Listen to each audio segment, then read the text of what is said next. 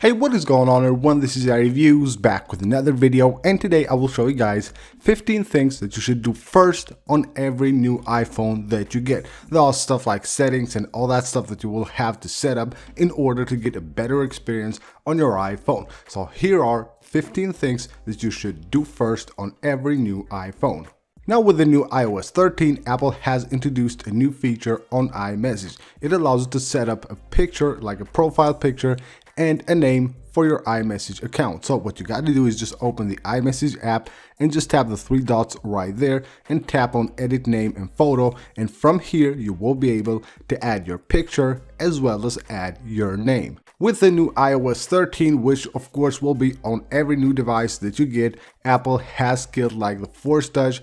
No Force Touch displays will be ever again on the iPhones. Now it has replaced them with the 3D and haptic touch, which is basically a software feature. Now you can go ahead and set that up basically on your needs by going to settings, go to accessibility, and from here go to touch, and you will find 3D and haptic touch right there. You can enable it here, and then you can set the sensitivity by using the slider right here, the duration, the touch duration, like how long it will take for everything to like pop up when you 3D touch on them. You can set them up based on your preferences directly from here. So go to settings, accessibility, go to touch, and here we'll find 3D and haptic touch. Now on your iPhone, you will also find a new download manager. So what you gotta do once you get a new iPhone is set the download location. Now you get a new iPhone, you start downloading something from Safari, you don't know where that file is being saved, but you can go to settings, go to Safari, and right here you will find downloads. If you go to downloads, you will find two different locations right here. So you can save stuff on your cloud or on your iPhone locally, or you can tap on other, and then here you can choose any folder that you want, and you can save all the download files directly on any of these folders, or if you want to, you can also create a new folder for your downloads. With the new iOS 13, Apple has removed the download limit over cellular data on the App Store and iTunes. Now you can set that limit up by going to settings, go to iTunes and App Store, and here we'll find a section called cellular data. Here you can enable automatic downloads for cellular data, so even if you're connected to the cellular data, it will automatically download apps and updates and all that. And you can go ahead and go to app downloads, and right here you can set up like when you want the iPhone to ask you whether to download or not an update or an app over cellular data. So you can set to always allow, so it will allow to download any file of any size, or you can ask if over 200 megabytes, or always ask, which will always ask you whether to download it or not over cellular data. Another setting I suggest you should change here once you get a new device is disabling the automatic downloads. So under iTunes and App Store on the settings app, you will find music apps, books, audiobooks, as well as app updates. Now what this does is that it will automatically download like your apps, audiobooks, app updates, all that stuff automatically without even asking you, but you will have to turn that off. Let's say you have like low battery or low data and you don't want that to happen, so go ahead and turn these off, and of course you can update your apps or install other apps manually easier when you have like a full charge on battery or you're connected to your Wi-Fi. There are a few settings that you need to change on the display and brightness section once you get a new device, which will of course be on iOS 13. So go to display and brightness, and here we'll find light and dark mode. Of course, the dark mode being one of the biggest features of the new iOS 13. So I suggest you turn this on automatic and go to options. Right here we'll have the ability to choose like a custom schedule from which time to which time the dark mode will be enabled, or you can set sunset to sunrise. So automatically based on sunset, sunrise,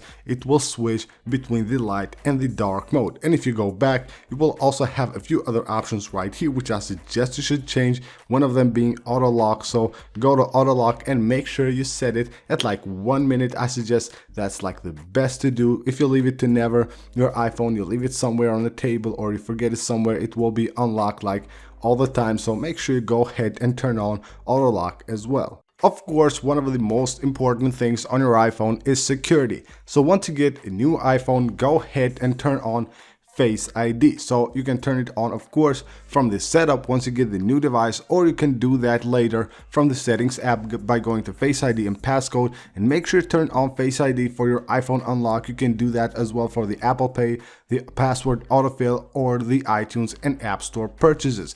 And another setting that you should change right here is the alternate Face ID. So what you need to do here is just go ahead and set an alternate appearance right here. So you can set that for like a second person that you want to use your iPhone, you want to give access to someone else, you can set up their face right here. Or if you change your looks a lot, you can go ahead and set up an alternate appearance right here from the Face ID settings. Another setting that I suggest you should turn on immediately when you get a new device is the optimized battery charging. So go to settings, go to battery health, and you will find optimized battery charging right here. Now what this does is basically it will just expand the life of the battery of your iPhone. Just make sure to turn it on. It will automatically charge your iPhone based on your needs. Of course, this will take a few days to learn, like your schedule, how you use your iPhone, and then of course it will charge your iPhone based on your needs,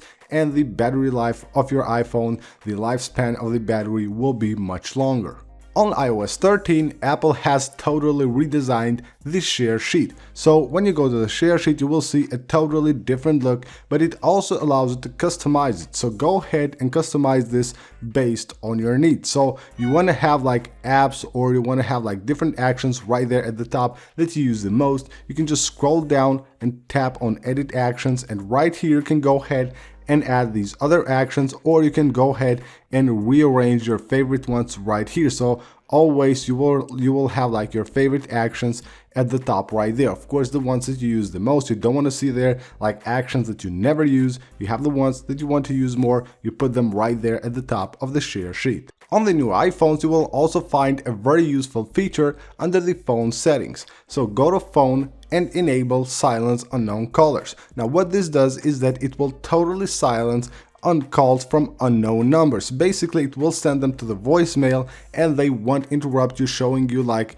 the call screen here or showing you any notifications. They will just go automatically to the voicemail, and of course you will see them there, and you will also see them on your recent list on the phone app, but you won't get like a ring or notification from unknown callers. Another very important thing that you should change on your iPhone once you get a new iPhone is the emergency SOS settings. So go to emergency SOS, and you can go ahead and set up like a number that the emergency SOS feature will use to call once there's an emergency. So you can just tap right here, set up emergency SOS on create medical ID, and then you can go ahead and down here you can add an emergency contact. Just tap right there and it will take you to your contacts, and just go ahead and choose one of your contacts. You can basically choose like what that contact is, whether it's your father, your mother, your brother, your friends, anything, and then you're good to go. That number will be called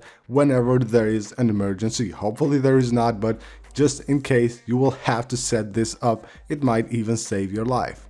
On the control center on new devices, you will find just like 4 or 5 different toggles right here, but there are of course a ton more, like the one that allows us to enable or disable the dark mode, which is very useful if you don't want to set it on automatic. So make sure every time you get a new iPhone, you go to the control center, you go to customize controls, and right here you will find a ton of different toggles. Of course, you can enable those that you need, that you use the most, and disable any of them that you don't need. And of course, you can also rearrange them, like place the ones that you want to use more at the top, or do anything with those. So you will have here the option to rearrange them, and of course enable or disable any of these controls. Another thing I suggest you should do on a new iPhone is turning off vibration. That of course consumes a ton of battery. Now you might don't want to do that on the silent mode. When your iPhone is on silent, of course you might want to have vibration on so that you hear your phone, but for the like ring, when the iPhone is on ring, you don't want to have like vibration, you don't really need it. So go ahead, go to settings, go to sounds and haptics, and make sure to turn off vibration right here. Vibration on ring, make sure to turn it off. And of course you can do the same with the silent mode, but if you don't want to do that, of course that's your choice. Maybe it's better to leave it on. I prefer to leave it off for both of them. And one last thing you should do on a new iPhone is disable widgets. Now when you get a new iPhone, just go ahead and go to the widgets panel right here, and you will see a ton of widgets which are enabled by default. Most of them, of course, all of them are from default apps of iOS, and you will see like a ton of widgets. Maybe most of them are not useful to you, you don't even use them, and you don't want to have them there consuming your battery. So what you want to do is just go ahead, tap the edit button, and just make sure you turn off all the widgets that you don't need. You can see right here I have only one turned on. That's the one that I use sometimes. The other ones are gone. They will just consume a ton of battery on your iPhone, so you don't want to do that. Of course, make sure you turn these off. So that's it for this video, guys. These are 15 things that you should do on your iPhone when you get a new iPhone, or even when you restore the iPhone or you update to iOS 13. You should basically change these settings and these things in order to get a better experience, of course, better performance and better battery life on your device. So that's it. Thank you guys for watching. Don't forget to subscribe for more videos like this. Also, don't forget to leave a like and a comment on this video, and I will see you guys on the next one.